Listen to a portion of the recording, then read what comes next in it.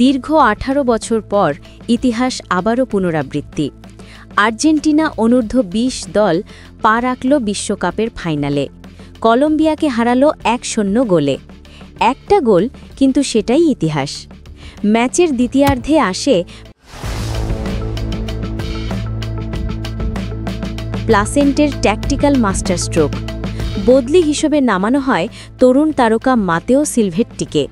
আর ঠিক 72 মিনিটে ঘটে সেই মুহূর্ত যা বদলে দেয় পুরো ম্যাচের গল্প। জিয়ানলুকা প্রেস্টিয়ান্নি আজকের দিনের নায়ক। অসাধারণ এক একক দৌড়ে তিনি ডিফেন্ডারকে কাটিয়ে বাঁ পায়ের এক নিখুঁত পাস দেন বক্সের ভিতর। ডান দিক থেকে আক্রমণে উঠে সিলভেট্টি ঠান্ডা মাথায় বল পাঠান জালে। গোল! আর্জেন্টিনা 1-0 এগিয়ে।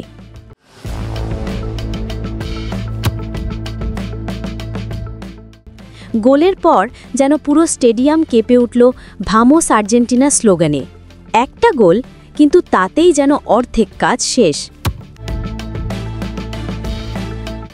এই ছেলেটাকে চেনেন? আগামীর সুপারস্টার। কোয়ার্টার ফাইনাল ও সেমিফাইনালে টানা 2 ম্যাচের সেরা খেলোয়াড় জিয়ানলুকা প্রেস্টিয়ান্নি। কি প্রতিভা, কি খেলোয়াড়! Play making, dribbling, leadership. আজকের ম্যাচে তার সবকিছু ছিল। পুরা ম্যাচে কলম্বিয়ার ডিফেন্স একাই কাঁপাইছে। ম্যাচে আর্জেন্টিনার গোলরক্ষক সান্তিনো বারবি একাধিক গুরুত্বপূর্ণ সেভ করে দলকে রক্ষা করেন। বিশেষ করে প্রথমার্ধে কলম্বিয়ার জোয়েল ক্যানচিম্বো ও হুয়ান আরিজালার 2টি শট ফিরিয়ে দেন তিনি।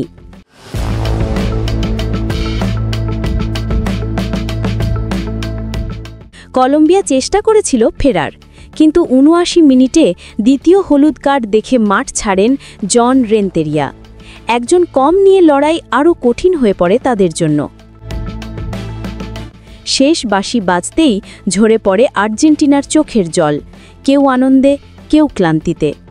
18 বছর পর আবারও অনূর্ধ্ব 20 বিশ্বকাপের ফাইনালে আর্জেন্টিনা। 6 ম্যাচ 6 জয়। এ যেন জুভেনাইল স্ক্যালোনেতার অপ্রতিরোধ্য যাত্রা।